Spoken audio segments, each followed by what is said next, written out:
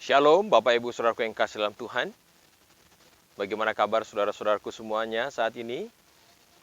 Kami tetap mendukung saudara untuk tetap semangat dalam program 10 hari kita berdoa. Dan saya percaya Tuhan akan memberikan kekuatan kepada kita masing-masing sehingga kita tetap tekun, berdoa, menyampaikan segala doa dan permohonan kita kepada Bapa. Saat ini biarlah kita boleh fokus hati kita untuk mempelajari kebenaran firman Tuhan. Dan kasih Tuhanlah yang akan menyertai sehingga kita dapat mengambil hikmah yang terbaik dari setiap pembahasan firman Tuhan dan doa yang kita akan panjatkan bersama. Pekabaran firman Allah saat ini di hari kelima dari rangkaian 10 hari berdoa adalah rohani atau duniawi. Apakah perbedaannya? Sebelum kita mempelajari kebenaran firman Tuhan ini, mari kita tunduk kepala sejenak. Mari kita berdoa. Allah kekal Bapa kami yang di sorga, terpujilah nama-Mu. Kami siap untuk mempelajari kebenaran firman-Mu Tuhan. Kiranya belas kasih setia Tuhan menolong kami agar kami dapat mengerti. Dan tolong kami untuk menghidupkannya dalam kehidupan kami. Kiranya kebangunan rohani terjadi dalam setiap masing-masing kami. Terima kasih Bapa. Dalam nama Tuhan Yesus kami sudah berdoa. Amin. Pekabaran firman Allah saat ini di hari yang kelima dari rangkaian 10 hari berdoa berjudul rohani atau duniawi. Apa perbedaannya? Tentu saudaraku masih mengingat apa yang telah saya sampaikan kemarin pada hari Sabat, bahwa kita ini terbagi dalam 3 kategori jenis manusia. Manusia alamiah, manusia rohani, dan manusia duniawi. Dan sekarang kita akan fokus di 2 kategori, yaitu manusia rohani dan manusia duniawi. Penting untuk kita pahami bersama bahwa manusia rohani dan manusia duniawi tidak membahas sama sekali tentang orang berdosa dan orang yang tidak berdosa. Tentu karena kita semua ini adalah orang-orang yang berdosa dan membutuhkan kasih karunia Allah. Itu sebabnya saudaraku yang kasih, saat ini kita akan coba fokus apa sih bedanya antara manusia rohani dengan manusia duniawi. Saudaraku yang kasih dalam Tuhan, Roh Kudus mau supaya kita mengamini setiap apa yang kita boleh terima tentang kebenaran firman-Nya saat ini. Di dalam buku Kerinduan Segala Zaman jilid 1 halaman 344 katakan, dengan Roh Kudus Tuhan bekerja dalam hati. Jika manusia dengan sengaja menolak Roh Kudus dan mengatakan bahwa itu datangnya dari setan, mereka memutuskan saluran yang olehnya Allah dapat berhubungan dengan mereka. Jika akhirnya roh itu ditolak, tidak ada lagi yang dapat diperbuat oleh Allah untuk jiwa yang demikian. Mengapa kita harus belajar tentang perbedaan 2 jenis manusia ini, rohani dan duniawi, supaya kita dapat bercermin diri. Jika seandainya kita dapat memahami bahwa kita ini adalah manusia duniawi misalnya, maka kita akan coba untuk upgrade diri sendiri supaya lebih dekat kepada Tuhan. Upgrade apa? Upgrade tabiat. Karena tabiat kita ini hanya bisa dirubah kalau kita memohon pertolongan dari Allah. Saudaraku yang kasih dalam Tuhan, mari kita lihat sekarang. Manusia rohani. Apa maksud dari manusia rohani ini? Manusia rohani atau anggota gereja yang rohani, ini adalah mereka orang-orang Kristen yang benar-benar bertobat. Mereka yang telah terlahir kembali. Dan dikatakan memiliki beberapa ciri, saudara. Saya catat ada 3 ciri orang-orang yang rohani. Yang pertama adalah mereka memiliki hubungan yang hidup dan bertumbuh dengan Roh Kudus. Kenapa demikian?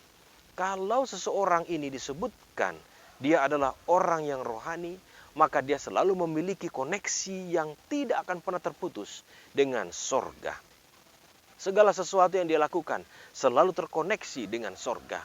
Roh Kudus menuntun orang-orang yang demikian, sehingga dalam hal apapun yang dia lakukan, dia selalu meminta petunjuk Allah.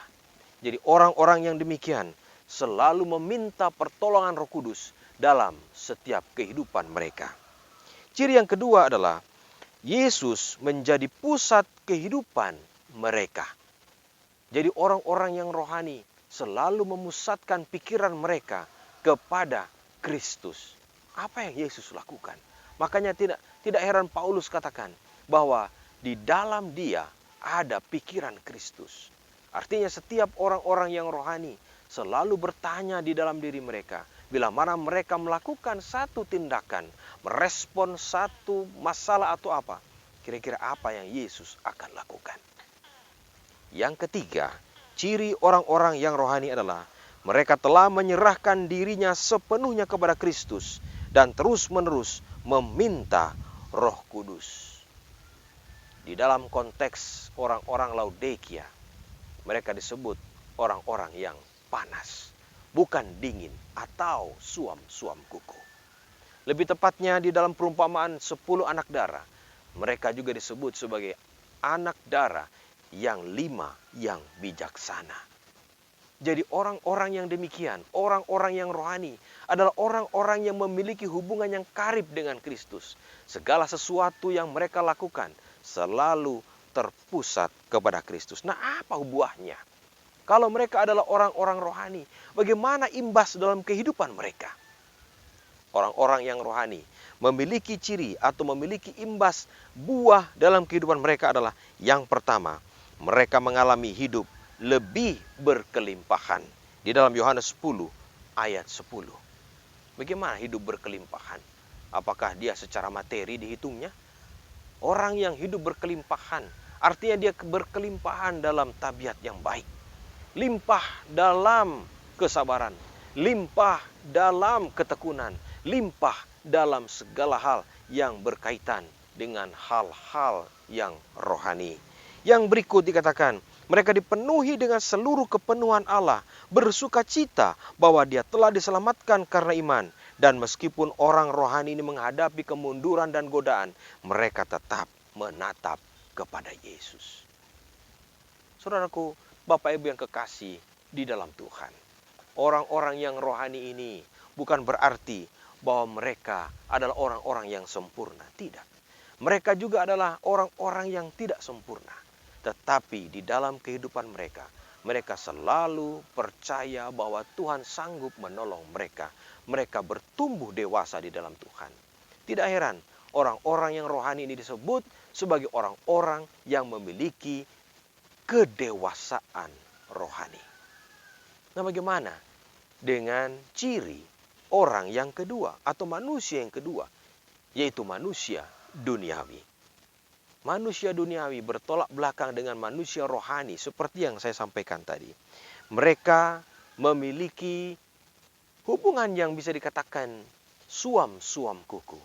Kalau pembahasan sahabat kemarin saya katakan manusia duniawi itu disebutkan manusia separuh, saudara. Manusia setengah-setengah, setengah setia dan setengah tidak. Artinya jika itu menguntungkan mereka, maka mereka akan setia kepada Tuhan. Tetapi bila tidak, artinya jika mereka menghadapi kerugian, maka mereka berubah setia. Tidak lagi mereka percaya kepada Tuhan. Nah, lebih tepatnya orang-orang yang duniawi ini disebut sebagai orang-orang Kristen yang belum dewasa di dalam Tuhan. Makanya kenapa Paulus katakan di dalam 1 Korintus 3 ayat 1 sampai 4, saudara. Demikian firman Tuhan.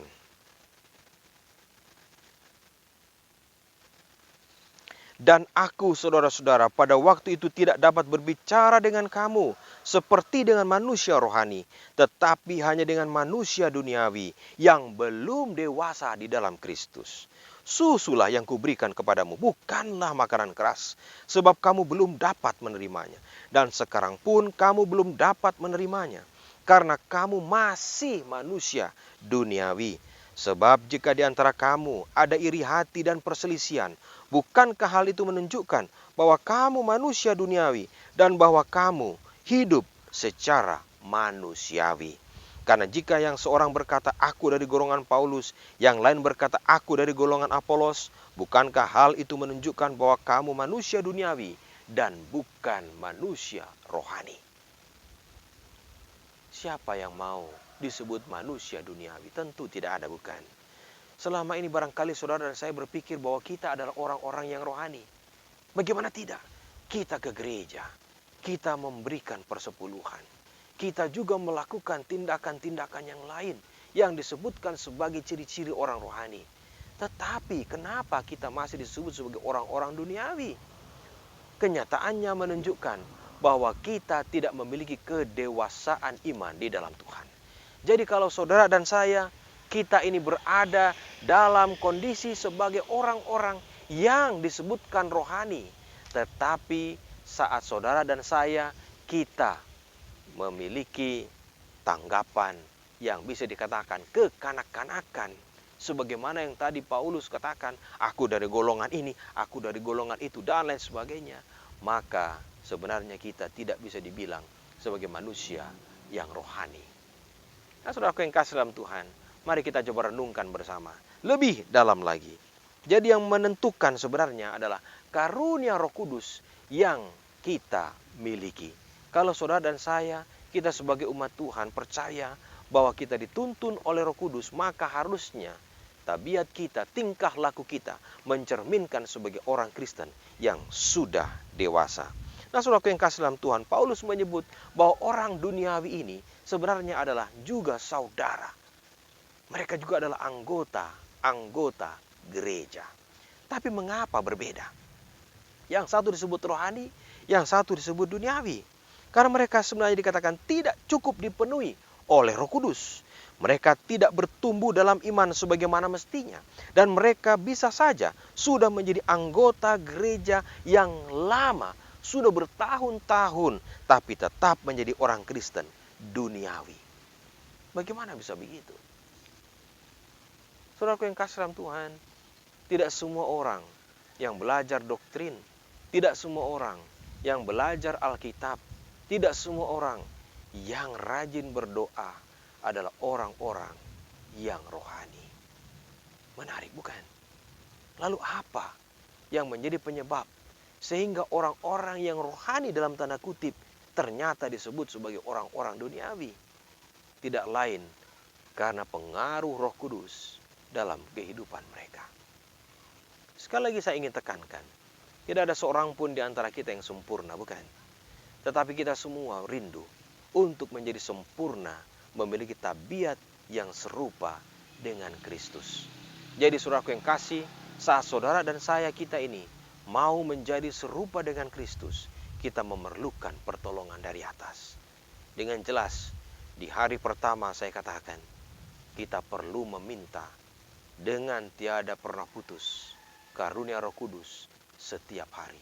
Saudara dan saya tidak bisa hidup benar di hadapan Tuhan dengan kuasa kita sendiri. Kita perlu pertolongan Tuhan. Itu sebabnya saat ini saya rindu agar kita boleh introspeksi diri. Tidak usah lihat orang lain. Tidak usah lihat bagaimana karakter atau perilaku orang lain.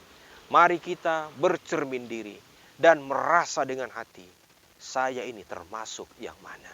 Makanya saya katakan tadi, dengan kita belajar ini, kita mencoba untuk bercermin diri agar kita dapat memahami, saya ini termasuk manusia rohani ataukah duniawi. Jangan sampai kita menganggap bahwa kita sebenarnya manusia rohani, tetapi yang sesungguhnya kita adalah manusia duniawi. Bapak Ibu Saudaraku yang sedang Tuhan, sekali lagi saya perlu tegaskan, kita membutuhkan pertolongan Tuhan. 10 hari saatnya bagi kita untuk berdoa dengan sungguh, agar Tuhan menolong kita menjadi manusia yang rohani, memiliki pikiran yang dewasa di dalam Tuhan. Semoga Allah menolong dan memberkati kita. Amin. Bapak Ibu yang kasih dalam Tuhan, kita tiba pada sesi doa dan kita akan kembali berdoa memohon pertolongan Tuhan. Yang pertama nanti saya akan doakan permohonan dari anggota jemaat, umat-umat Tuhan di mana saja berada, dan setelah itu barulah kita akan sambung dengan United Prayer mendoakan pergumulan doa gereja kita seluruh dunia. Baik, mari kita satu di dalam doa. Allah kekal Bapa kami yang di sorga, terpujilah nama-Mu. Kembali kami datang merendahkan diri kami di hadapan-Mu Tuhan. Kami percaya bahwa Engkau selalu senantiasa memperhatikan kehidupan kami. Engkau Allah yang layak dipuji dan dimuliakan. Biarlah nama-Mu senantiasa ditinggikan di dalam kehidupan kami. Mohon ampun Tuhan, atas banyak salah dan dosa kami yang telah kami perbuat sepanjang hari ini. Kami yakin dan percaya kasih-Mu yang akan menolong kami, sehingga kami memperoleh pengampunan yang Engkau telah sediakan. Saat ini Bapa, ada begitu banyak permohonan doa yang rindu kami sampaikan kepadamu. Kasih-Mu kiranya mengabulkan doa kami, dan kami percaya Tuhan, kasih Tuhan akan memberikan yang terbaik dalam kehidupan kami. Saat ini Tuhan, kami berdoa secara khusus untuk beberapa permohonan. Yang pertama adalah dari keluarga Ibu Susi di Denpasar, mengenai permasalahan yang dialami di dalam keluarganya. Engkau Allah yang mengetahui masalah setiap keluarga. Biarlah Tuhan, kasih-Mu yang akan menolong sehingga setiap masalah yang dihadapi Ibu Susi ini dapat terselesaikan dengan baik. Hanya kuasa Tuhanlah yang kami rindukan untuk menolong mereka. Demikian juga kami berdoa untuk keluarga Jimmy Rasi di Lumajang. Kasih karunia Tuhan memberikan hikmat akal budi untuk dapat menjadi orang tua yang terbaik bagi anak mereka. Diberikan kiranya Roh Kudus yang menuntun sehingga mereka dapat memberikan contoh dan teladan yang terbaik bagi anak-anak mereka.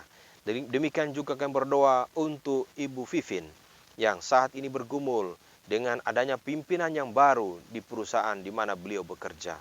Tuhan tolong jamah pimpinan ini agar memiliki hati yang lebih lemah lembut menghadapi karyawan-karyawannya. Dan dengan pertolongan Tuhan, maka beliau akan lebih nyaman bekerja di sana. Tak lupa kami berdoa Tuhan untuk pergumulan saudara atau keluarga Yefta Yanuar di Malang. Tuhan kiranya pimpin, memberkati masalah developer perumahan yang saat ini belum juga terselesaikan. Tuhan tolong berkati agar dengan kuasa Tuhan masalah-masalah ini boleh terselesaikan, dan apa yang menjadi hak mereka, apa yang menjadi harapan mereka, benar-benar boleh mereka terima. Demikian juga keluarga Anis di Tunjung Rejo. Kasih Tuhan memberkati, memberi hikmat akal budi untuk mendidik dan membesarkan anak-anak yang Tuhan karuniakan kepada mereka. Kasih Tuhan memberikan yang terbaik, sehingga Ibu Anis akan menjadi orang tua yang terbaik bagi anak-anak yang Tuhan telah percayakan. Demikian juga kami berdoa Tuhan untuk keluarga Limadi di Lumajang. Kasih Tuhan menyertai bila mana istri yang kekasih saat ini sementara hamil anak yang pertama. Tuhan jamah dan berkati agar saat melahirkan nanti ibu dan bayi sehat selamat dalam lindungan Tuhan. Demikian juga kami berdoa Tuhan untuk rencana mereka ke depan nanti. Apapun itu kami serahkan ke dalam tangan-Mu. Tuhan tahu yang terbaik bagi mereka. Demikian juga kami berdoa untuk orang tua dari keluarga Limadi di Palu. Jamah Tuhan berkati, beri kesehatan yang sempurna, sebab saat ini beliau dalam perawatan dokter. Kasih Tuhan menolong agar beliau segera sembuh kembali. Demikian Tuhan juga kami berdoa untuk keluarga Abram. Secara khusus berdoa untuk anak-anak, anak mantu dan cucu yang Tuhan karuniakan dalam kehidupan mereka. Keluarga Rendra, keluarga Alvin, juga saudara Erik. Berikan kiranya Tuhan rahmat-Mu menyertai agar mereka setia di dalam kebenaran Tuhan. Dan Tuhan pun boleh balaskan dengan berkat kesehatan, usaha yang sukses dan berhasil, agar mereka juga dapat muliakan nama Tuhan. Demikian juga Bapak kami berdoa untuk rumah sehat di Lumajang dengan berbagai pergumulan yang ada. Berkati pengelola agar dapat menjadikan rumah sehat ini benar-benar menjadi berkat bagi banyak orang dan membawa lebih banyak orang datang kepada Tuhan. Kami berdoa juga Tuhan secara khusus untuk Ibu Hana Suwanti yang ada di Malang. Tuhan, segala pergumulannya Tuhan tahu. Kami serahkan keluarga ini sepenuhnya ke dalam tangan-Mu, agar mereka boleh tetap setia di dalam kebenaran Tuhan. Memberkati secara khusus Ibu Hana menjadi orang tua tunggal, agar dapat menjadi contoh dan teladan, memberikan yang terbaik bagi anak-anak mereka. Ya Allah, ya Tuhan kami yakin dan percaya Tuhan, kasih setia-Mu akan memberkati keluarga ini. Demikian juga Tuhan kami berdoa untuk gereja-Mu di seluruh dunia. Berdoa Tuhan agar Engkau membantu kami mengasihi dan memelihara anggota-anggota baru yang bergabung bersama dengan kami. Di setiap jemaat dimanapun berada, kasih Tuhan menolong agar kami dapat memberikan cinta kasih yang terbaik bagi mereka. Demikian juga Tuhan, tolong tunjukkan kami bagaimana mengirimkan lebih banyak literatur yang berisi kebenaran, baik cetak maupun elektronik, ke dalam komunitas kami. Kami berdoa agar orang-orang dapat membacanya, dan agar Roh Kudus dapat diyakinkan tentang kebenaran Alkitab. Kami yakin Tuhan, Engkau pasti buka jalan. Ya Tuhan, kami pun berdoa memohon perlindungan-Mu atas para misionaris yang bekerja di tempat-tempat yang berbahaya. Kasih Tuhan menjaga mereka, melancarkan segala usaha mereka untuk menyelamatkan jiwa-jiwa. Bapa, tak lupa kami berdoa, mohon pertolongan Tuhan, membangkitkan para penginjil literatur yang baru, relawan-relawan dari mahasiswa, para penulis, spesial media, bahkan pendukung keuangan untuk menyebarkan kata-kata, harapan, dan kehidupan. Tuhan tolong agar lebih banyak jiwa boleh dipertobatkan.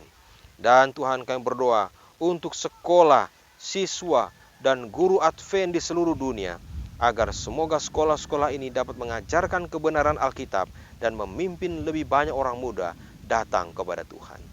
Ya Allah, ya Tuhan kami, jadilah hanya kehendak-Mu. Kami yakin dan percaya Tuhan, bahwa kasih setia Tuhan mendengar seluruh doa kami dan akan memberikan yang terbaik sesuai dengan kehendak-Mu. Terima kasih Bapa.